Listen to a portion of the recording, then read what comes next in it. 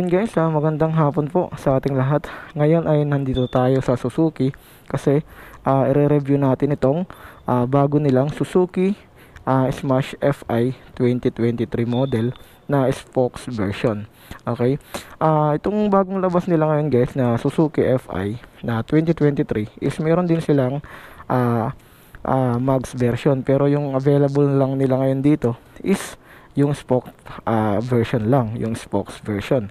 Kung mapapansin nyo, ito carb po ito. Okay, carb po ito po yung FI. Yung unang-una guys na napansin ko talaga dito is yung lapad ng harapan niya.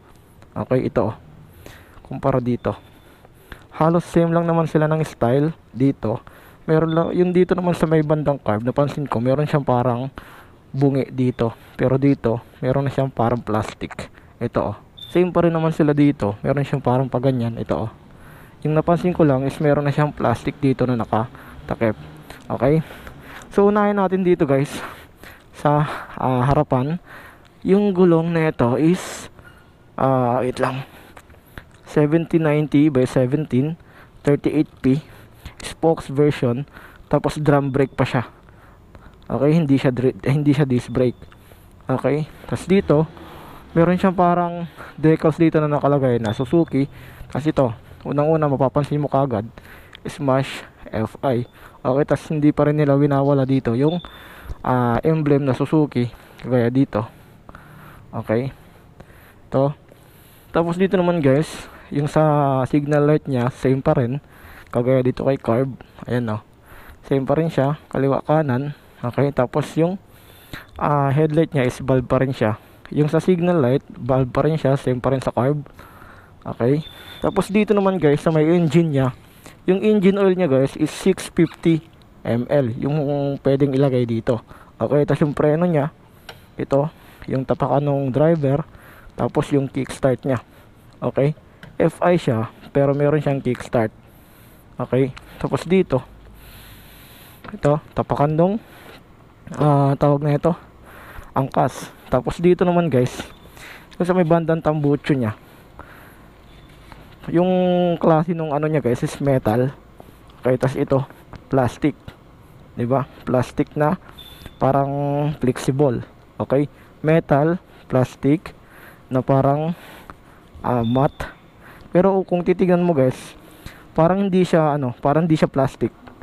Yung plastic na matibay, para siyang metal kagaya dito kasi yung sa pagkamat niya halos nagsisame lang sila 'di ba? Tapos ito, yung tambucho niya, meron siyang nakalagay dito na Suzuki. Tapos yung numero niya X22JBX. Okay? Tapos dito naman banda guys, may bandang manobela nakalagay FI fuel injection. Okay? Tapos ito, napansin ko rin to guys, yung lapad nung yung upuan niya. Okay, napansin ko kagad to. Di kagaya dito. Pansin nyo, diba? Pag ganyan siya. Ito, parang mas lumapad siya, mas pinalapad siya. Tapos dito naman tayo guys, may bandang cambio niya. Yung cambio na ito guys is para lang atang XRM style. Yung parang rotation siya. Okay, yung 4 down tapos 5 up. Meron siya nakalagay dito hindi kayo malilito dito Okay, tapos yung tapakan niya rubber. Meron siyang side stand. Okay, tapos meron siyang center stand.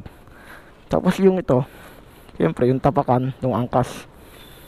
Okay, tapos dito dual shock po siya. Okay, hindi siya mono shock. Okay, tapos ito, yung gulong niya sa harap, sa likudan is 8090 by 17 50P. Yung gulong, di ko lang alam kung anong brand na ito. Ito, MVP Star. Okay, tapos yung sa niya, sa kadena niya, parang napansin ko dito is 420-37 PK. Okay, di ko lang alam kung ano yung meaning niyan. Diba? Spokes version siya guys. Okay, tapos dito may bandang kaliwa sa gilid, mapapansin nyo Smash FI. Okay, tapos tignan natin guys yung under seat nya. Ito yung under seat nya guys, kung di ako nakakamali kasi sinearch ko to, nakalagay dito is 7.6 liters na under seat storage box. Okay, pagbukas nyo, ito yung mapapansin nyo, yung manual, tapos yung toolbox nya. Okay, nandito ata yung battery nya, tapos ito yung tangke nya. Yung tangke nya pala guys is nasa, sinearch ko din to eh, wait lang yung tangke nya is 3.7 liters. Okay, maliit lang siya, pero kung hindi nyo alam guys, itong Suzuki Smash na FI is tumatakbo siya ng 68 kilometer per liter. So okay lang siya guys, kahit 3.7 lang yung gas tank nya, yung capacity nya, kasi yung per liter naman niya is umabot siya ng 68. So napakatipid yun guys. Okay, tapos isa pa yung nagandahan ko dito guys is mas pinalapad ni Suzuki yung upuan niya. Okay, yung quality nung upuan, same lang naman siya sa mga sa mga rider. Okay, tapos dito same lang naman sila. Yung napansin ko lang ito, para meron siyang mga guhit-guhit. Ito kay carb, parang meron, para siyang plain lang. Okay, tapos dito naman tayo guys sa may bandang manubela niya. Okay, ito napakasimple lang guys, napakasimple lang. Ito yung high and low na switch, high, low, tapos ito signal light, left, right, tapos busina. Okay, tapos dito napakasimple lang, marami siyang bakante, at ito starter lang. Okay, tapos ito yung preno nya, yung sa may handle nya, handle grip nya, yung quality niya same lang sa mga Suzuki. Okay, tapos ito yung side mirror niya, yan, diba, napakalapad. Tapos dito naman sa kaliwa, ang lapad din. Okay, tapos dito naman guys sa panel gauge niya, napaka details nung itsura niya, at talagang hindi kayo malilito dito kasi napakadami ng detalye niya. Okay, ito speedometer, yung itinakbo, yung odometer. Tapos ito yung cambio nya, neutral, 1, 2, 3, 4. Okay, yung gear position. Okay, tapos ito yung fuel indicator nya. Tapos ito yung tawag na ito, yung sa ata yan, sa signal nung nung makina pag may problema. Tapos ito yung signal light na indicator, tapos yung high beam nya. Okay, sa mga nagtatanong guys kung magkano to, eto, Smash FI spokes version. Okay, yung cash price nya guys is 66,500. Yung down payment nya is 5,000. Yung 3 months nya, pag ikaw ay napili mo ng kontrata is 3 months, para sa installment is ito, 21,367. Yung 6 months naman guys, yung 6 months naman niya guys is 11,895. Yung 12 months guys is 6,603. Yung 12 months niya is 4,839. Yung 24 months niya guys is 3,957. Yung 30 months niya guys is 3,428. Yung 36 is 3,075. Yung promo rebate niya is ito, 200. Okay, so pag 36 months yung kinuha nyo, at advance kayo magbayad, maglilist to ng 200, so nasa 2,800 na lang yung babayaran nyo in 36 months. Okay, yung freebies nya guys is ito, gasoline, ayan, helmet, sweatshirt, PDC, 3 years registration, tapos 3 years TPL insurance. Okay, yung kulay na ito guys is ito, yung pinaka kulay na ito, sinearch ko kasi to, Titan Black.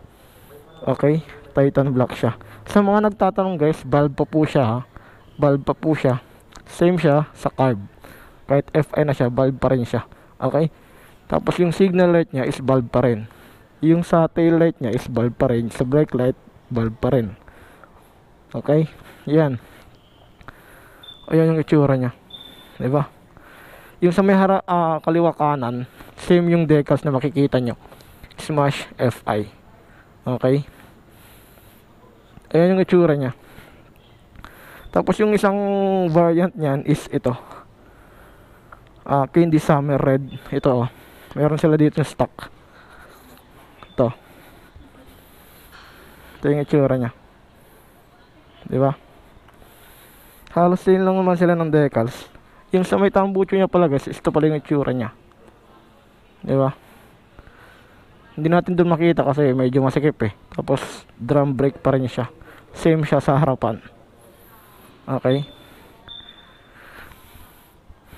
di ba? Ito yung kulay nya, yung Titan Black. Ito yung itsura nya, di ba?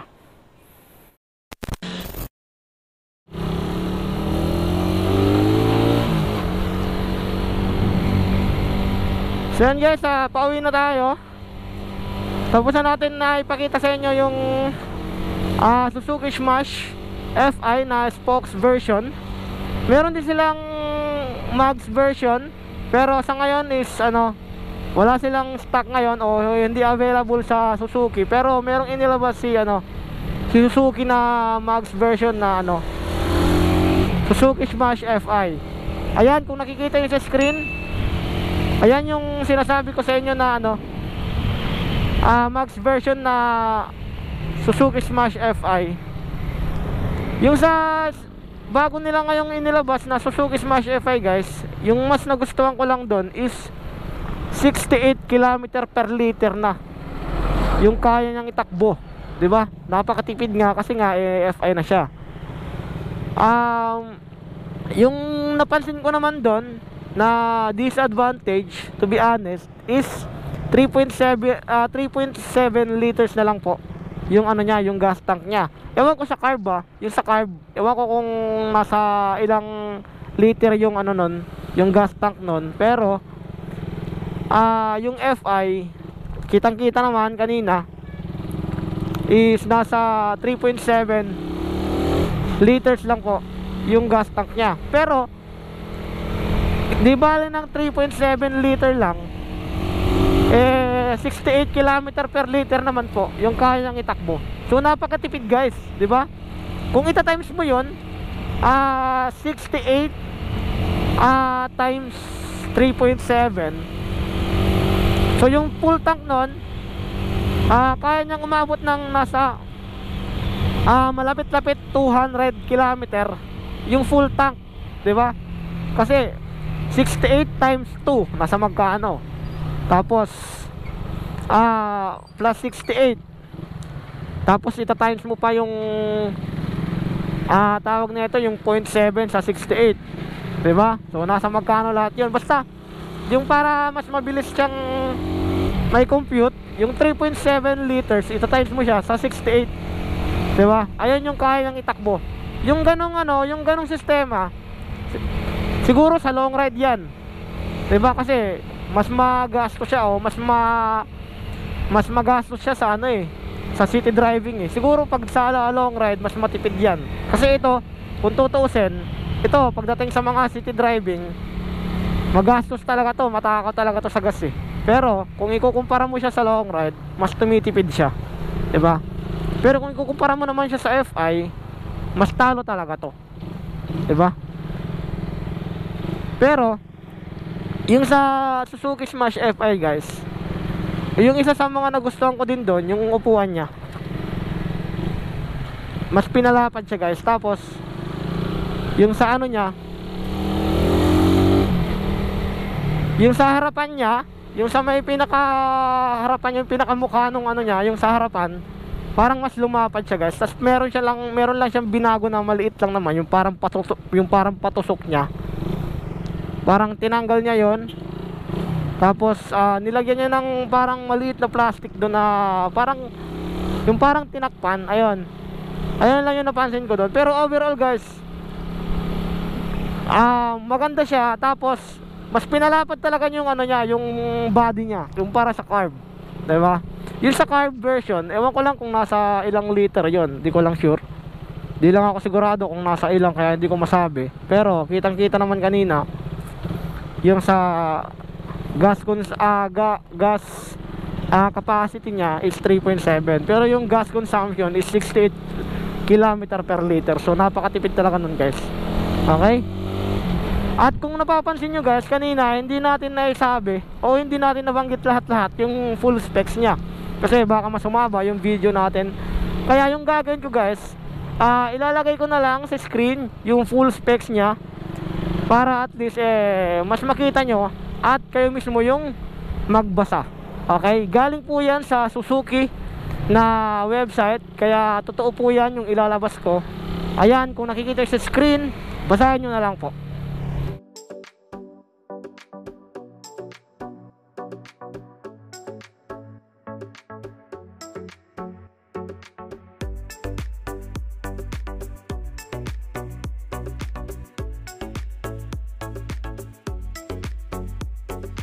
So yun guys, yun lang naman po yung video natin ngayon.